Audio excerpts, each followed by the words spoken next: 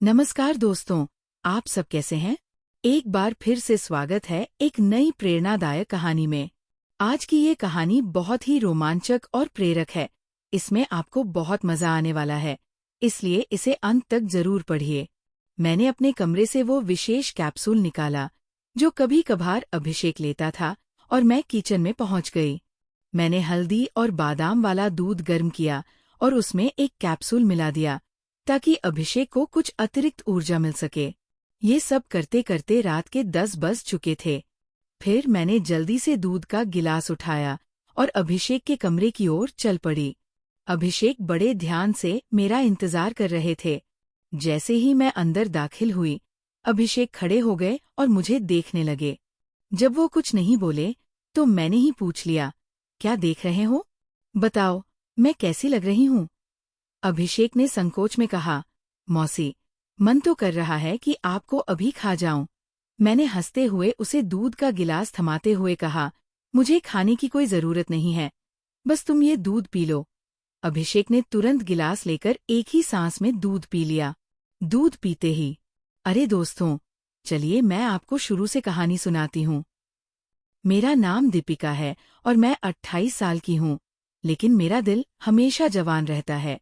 मेरी लंबाई करीब 5 फीट 3 इंच है और जब मैं साड़ी पहनती हूँ तो सब कुछ जैसे थमसा जाता है। मेरे गोरे रंग पर जब सूरज की किरणें पड़ती हैं तो लगता है मानो मैं चांदनी रात में टहल रही हूँ। अब बात करते हैं मेरे 21 साल के भतीजे की, जो अब मेरा हो गया है। उसकी मासूमियत और जोश ने मेरे दिल में एक हलचल सी पैदा कर दी है। जब वह मेरी तरफ देखता है तो उसकी आंखों में एक अजबसी चमक होती है, जैसे वह किसी खूबसूरत सपने को देख रहा हो। कभी कभी वो मुझसे कहता है, मौसी, आज आप सच में बहुत सुंदर लग रही हैं। इसलिए मेरे पति कभी कभी दिन में ही मेरा पूजन कर देते हैं। हम शहर में रहते हैं क्योंकि मेरे पति सरकारी नौकरी करते हैं। मेरी 1 साल की बेटी भी है, इसलिए दूध की थैलियां भी बड़ी है। मैं अपने पति का आशीर्वाद समझकर रोज उनका पूजन लेती थी। भले ही हमारी शादी को 9 साल हो चुके थे, लेकिन मेरे पति आज भी मुझे उतना ही प्यार करते थे। वैसे आमतौर पर उसका रंग काला ही होता है, लेकिन मैं बहुत साफ सफाई रखती थी और कभी कभार मेकअप भी कर लेती थी। पिछले महीने कुछ ऐसा हुआ जिसकी हमें बिल्कुल उम्मीद नहीं थी। शाम को मेरे पति साहिल घर लौट रहे थे। उनके किसी दोस्त की जन्मदिन की पार्टी थी, इसलिए दोस्तों ने उन्हें थोड़ा ज्यादा पिला दिया था और वो बाइक से घर आ रहे थे। आते वक्त उनका एक्सीडेंट हो गया। इस हादसे में उनके एक पैर में फ्रैक्चर हो गया और डॉक्टर ने कहा कि ठीक होने में कम से कम 6 से 9 महीने लगेंगे। ये सुनकर मेरा दिल टूट गया। साहिल का दर्द भले ही शारीरिक था, लेकिन मेरे मन में एक गहरी चिंता का सैलाब उमड़ आया। जब मैंने उन्हें अस्पताल में देखा तो उनकी आंखों में पीड़ा का अंधेरा था। मैंने तुरंत उनके पास जाकर उनका हाथ थाम लिया। इसी वजह से मेरी बहन और मेरा भतीजा अभिषेक उनकी देखभाल के लिए आए थे। मेरे जीजा और बहन तो वापस चले गए, लेकिन अभिषेक ने साहिल के साथ रुकने का फैसला किया क्योंकि वो ठीक से खड़े भी नहीं हो पा रहे थे। मुझे ही बाजार से सामान लाना और बाहर के काम करने पड़ते थे, इसलिए मैंने अपनी बहन से कहकर अभिषेक को कुछ दिन रुकने के लिए मना लिया। अभिषेक मान गया और बहुत खुश हुआ। अभिषेक मेरे कान तक ही आता था। शरीर भी ठीक ठाक था और रंग भी सामान्य था। अभिषेक ज्यादा बिगड़ैल किस्म का लड़का नहीं लग रहा था और मैं भी खुश थी कि कोई आया है जो मेरी मदद कर सके। आज अभिषेक मुझसे थोड़ा थोड़ा शर्मा रहा था क्योंकि वो शादी के बाद मुझसे पहली बार मिला था। रात को जब मैं साहिल को खाना खिला रही थी, तब अभिषेक भी हमारे पास बैठा था। फिर अभिषेक अपने कमरे में जाकर समय पर सो गया। साहिल के चेहरे पर थोड़ी राहत थी, लेकिन वो अभी भी दर्द में थे। तभी मेरे अंदर की भावनाएं बाहर निकल पड़ी। मैंने साहिल के पास बैठकर कहा, वो भी क्या दिन थे जब आप रोजाना भूत मारा करते थे। साहिल ये सुनकर मुस्कुराने लगे। क्या हो गया मेरी रानी, आज तो पूरी मस्त मूड में लग रही हो। मैंने कहा, नहीं जी, आपको तो मजाक लग रहा है और इधर मेरी बुरी हालत हो रही है। सच कहूं तो इस तनाव ने मेरा बुरा हाल कर दिया है। मेरे पति बोले, मैं तुम्हारा दर्द समझता हूँ दीपिका, मेरा भी बहुत मन करता है, लेकिन क्या करूं, मैं तो ठीक से खड़ा भी नहीं हो सकता। बस थोड़े दिन और निकाल दो, फिर देखना मैं इस भूत का क्या हल करता हूँ। तभी मैंने कहा, थोड़े दिन नहीं, पूरे 6 महीने बाकी है प्लास्टर उतरने में, और मेरा तो 1 महीने में ही ये हाल हो गया। पता नहीं आगे के दिन कैसे कटेंगे। मेरे पति मेरी उदासी दूर करने के लिए बोले, चलो, वो नहीं तो कम से कम दूध ही पिला दो, डॉक्टर ने भी कहा है। तभी मैंने हंसते हुए कहा, आपके नसीब में तो वो भी नहीं है, क्योंकि आपकी बिटिया रानी ने पी लिया है। हम दोनों जोर जोर से हंसने लगे। मेरे पति मुझे खुश रखने की पूरी कोशिश करते थे, लेकिन मैं क्या करूं, सब बेकार था। थोड़ी देर बाद साहिल सो गए, क्योंकि उनकी दवाइयों में नींद की गोलियां भी थी। लेकिन मुझे नींद कहाँ आ रही थी। इसीलिए मैं उठकर अभिषेक को देखने चली गई कि वो सोया है या नहीं। लेकिन अभिषेक अभी तक जाग रहा था और मोबाइल देख रहा था। मैंने उसके कमरे में जाकर कहा, क्या हुआ अभिषेक? 11 बज चुके हैं और तुम अभी तक नहीं सोए? लगता है तुम्हारा मन नहीं लग रहा है। अभिषेक उठकर बैठ गया और बोला, नहीं मौसी, ऐसी बात नहीं है, बस यूं ही फोन देखते देखते लेट गया। फिर अभिषेक ने पूछा, मौसी, आप भी तो नहीं सोई? मैंने कहा, मुझे तो आजकल नींद ही नहीं आती।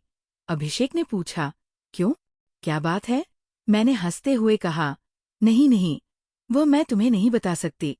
जब तुम्हारी शादी होगी तो तुम्हें खुद ही पता चल जाएगा। मेरे मुंह से ऐसा सुनते ही अभिषेक ने अपनी नजरें नीची कर ली और अंदर ही अंदर मुस्कुराने लगा। तभी मैंने कहा, अरे, तुम तो इतनी सी बात पर शर्मा गए। अच्छा बताओ, अभी तक कोई लड़की पटाई है या नहीं? अभिषेक कुछ नहीं बोला, उसे अभी भी शर्म आ रही थी। तभी मैंने उसका हाथ पकड़ा और कहा, अरे पागल, अपनी मौसी से इतना मत शर्माओ। वो धीरे से बोला, मौसी, सच बताओ तो ऐसी बातें मैंने अभी तक अपने दोस्तों से भी नहीं की है। मैंने कहा, अच्छा, तो मुझे अपना दोस्त ही समझ लो ना, क्योंकि मुझे ऐसी बातें करने में बहुत मजा आता है। अभिषेक ने कहा, हाँ मौसी, एक थी, लेकिन उसने अभी मेरे साथ दोस्ती तोड़ दी है। मैंने पूछा, तुमने उसकी पिटाई तो नहीं कर दी? अभिषेक बोला, नहीं मौसी, सच कहूं तो मैंने उसे ढंग से छुआ भी नहीं था।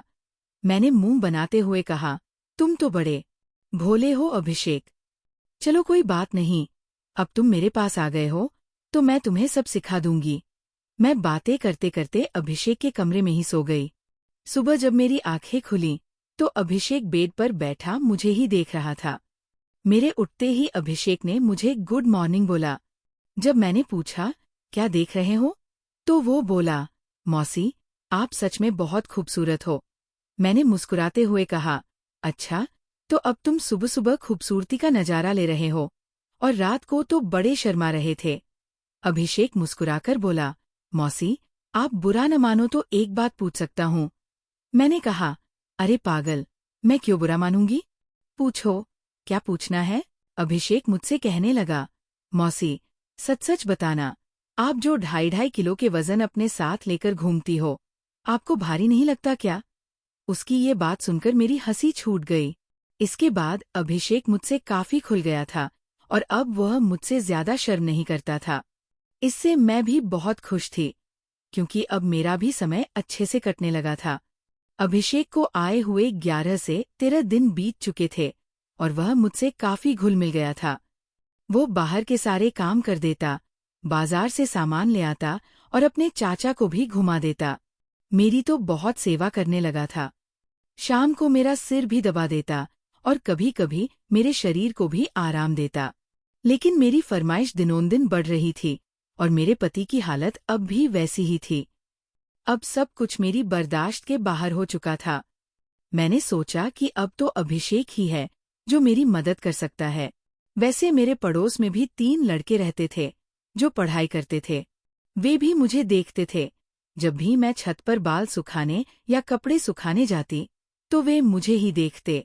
पहले तो मैंने सोचा कि उनमें से एक को पकड़ लूं ताकि कुछ समय के लिए काम चल जाए, लेकिन फिर मैंने सोचा कि मैं इस घर की इज्जत हूं और कल को पता नहीं इनमें से कौन मुझे या मेरे पति को बदनाम कर दे।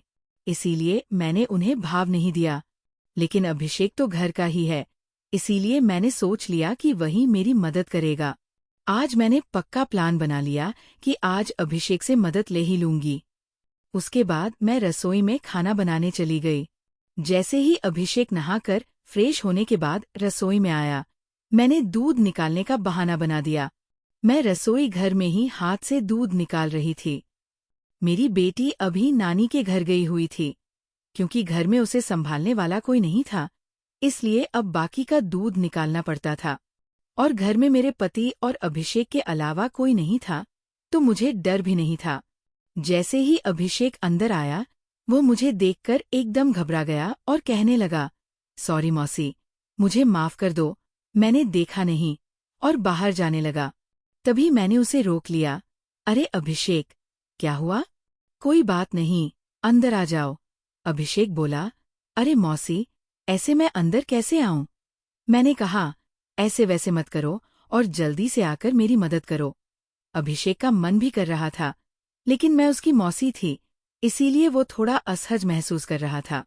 फिर मैंने उसे कहा, अरे इतना क्या शर्मा रहे हो? अब जल्दी से आओ और मेरी मदद करो। धीरे धीरे अभिषेक रसोई में आ गया और पास आकर खड़ा हो गया। वह मुझे देखता ही रह गया। तभी मैंने कहा, ऐसे क्या घूर रहे हो? क्या तुमने आज तक नहीं देखा? अभिषेक बोला, माँ कसम मौसी, मैं आपको बता नहीं सकता कि मुझे कैसा लग रहा है। बहुत ही अच्छा है मौसी। मैंने कहा, तारीफें करना छोड़ो और यहाँ मेरी मदद करो।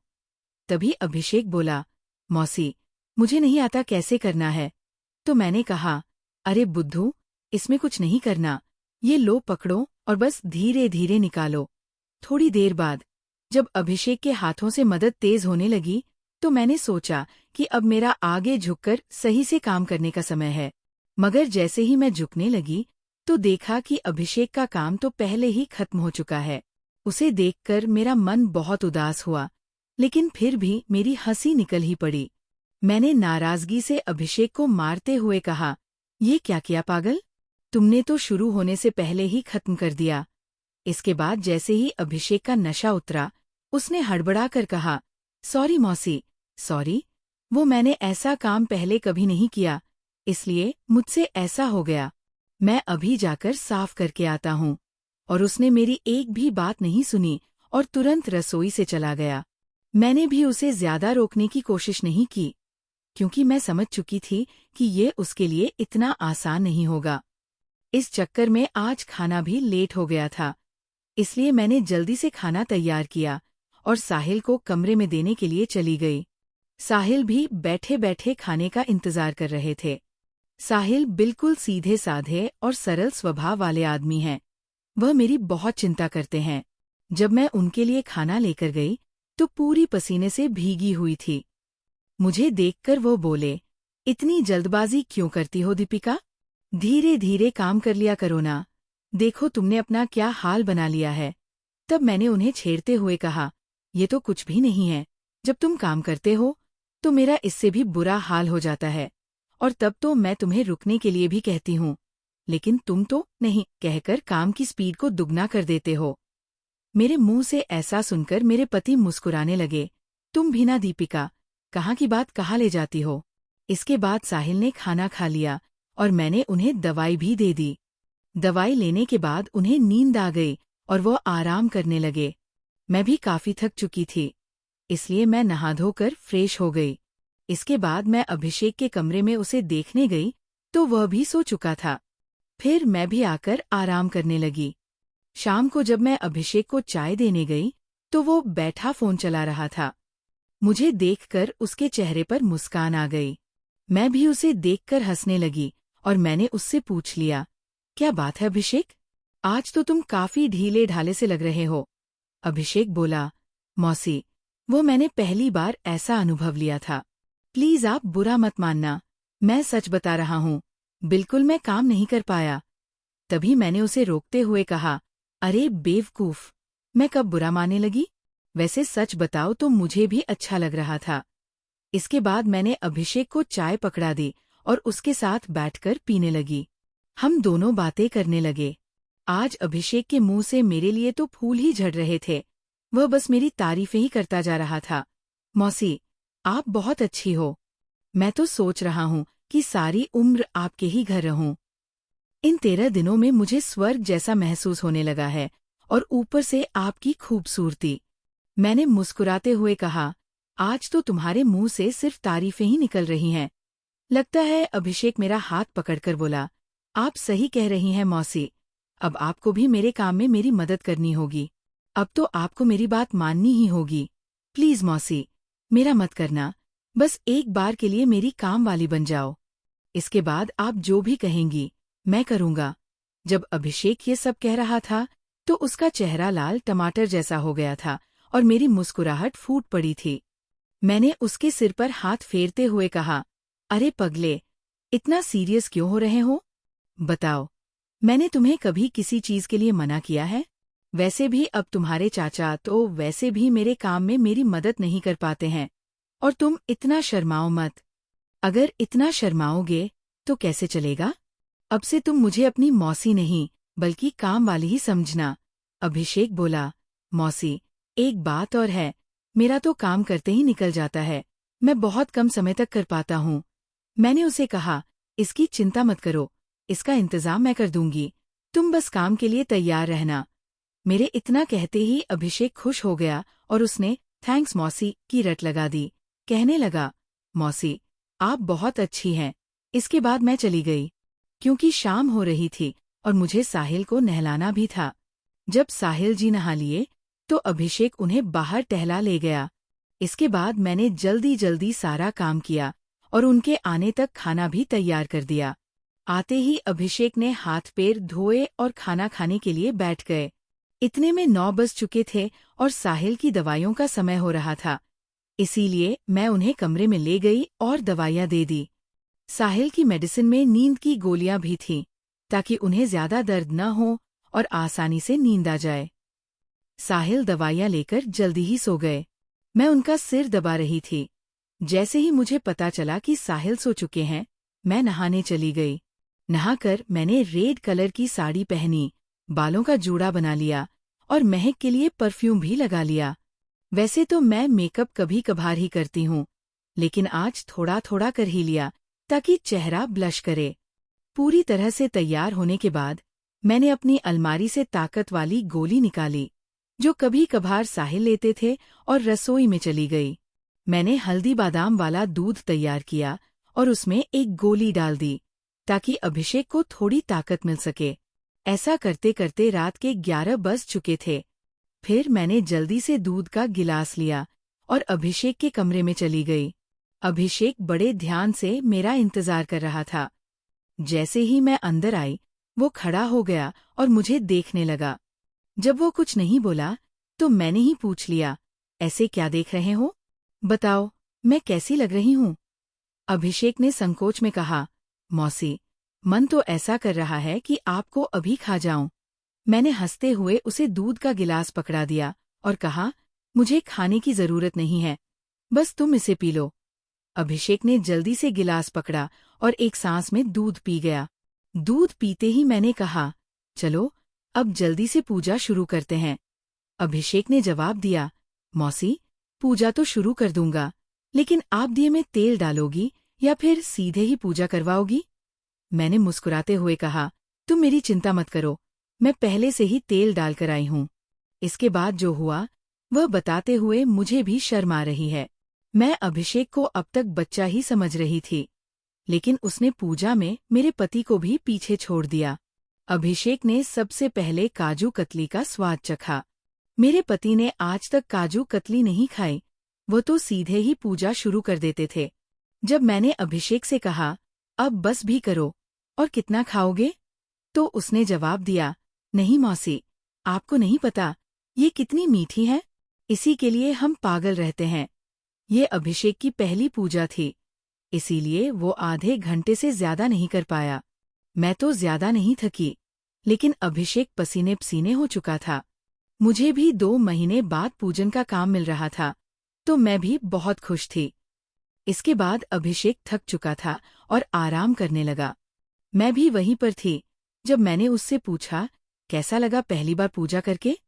तो अभिषेक ने जवाब दिया, मौसी, सच कहूँ तो ऐसा लगा जैसे जिंदगी के सारे सुख एक साथ मिल गए।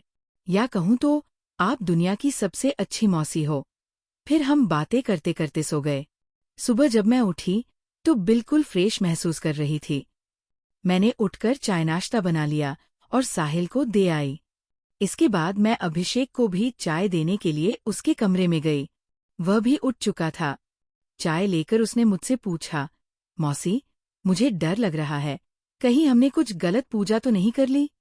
मुझे लगा कि शायद अभिषेक को पछतावा हो रहा है। मैंने उसे समझाते हुए कहा, अभिषेक, तुम ऐसा बिल्कुल मत सोचो। सच कहूँ तो ये मेरी मजबूरी थी, क्योंकि तुम्हारे चाचा 7-8 महीने तक ठीक नहीं हो सकते और मुझसे इतना इंतजार शायद ही हो पाता। लेकिन तुमने मेरी बहुत मदद की है पूजा करने में। प्लीज तुम इतनी टेंशन मत लो और हाँ, इसके बारे में किसी से भी मत कहना। अभिषेक ने सिर हिला दिया और बोला, मौसी, अगर ये मेरी मजबूरी बन गई तो? मैंने कहा, आ जाना फिर अपनी मौसी के पास। मैंने कब तुम्हें मना किया है? इतना कहकर मैं मुस्कुराने लगी और अभिषेक फिर से मेरी तारीफ करने लगा। मौसी, आपकी जितनी तारीफ की जाए उतनी कम है। पता नहीं मैंने पिछले जन्म में कौन से पुण्य किए थे जो मुझे आप जैसी मौसी मिली। इसके बाद मेरे और अभिषेक के बीच पक्की वाली दोस्ती हो गई थी। अब जब भी मेरा मन करता, मैं अभिषेक से पूजन करवा लेती। इसी बीच अभिषेक के पापा ने फोन भी किया था कि वो घर आ जाए, लेकिन अभिषेक ने मना कर दिया। अब मेरे पति साहिल भी चलने फिरने लगे थे, तो हम लोग बाजार भी घूमने लगे। अभिषेक अब मेरी ओर ज्यादा केयर करने लगा था। शाम को जब भी मैं साहिल को सुलाकर अभिषेक के पास जाती, तो वह मेरे पैर दबाता, कमर की मालिश करता और सिर भी दबाता। मैं अभिषेक से कहा भी करती थी कि मेरे लिए इतना काम करने की जरूरत नहीं है, लेकिन वो नहीं मानता और कहता, चुप रहो मौसी, आप सारा दिन काम करती हो, इसीलिए थक जाती हो, तो इतना तो मुझे भी करने दो। दोस्तों, शायद आप लोगों को मैं बिल्कुल भी पसंद ना आऊं, क्योंकि मैंने इस रिश्ते को खराब किया है। लेकिन सच कहूं तो मैं भी ऐसा करना नहीं चाहती थी, लेकिन भावनाओं में सब कुछ हो गया। इसलिए प्लीज आप लोग समझने की कोशिश करना और मेरी कहानी को सुनकर भावनाओं में मत बजाना, क्योंकि सच में ये गलत बात होती है।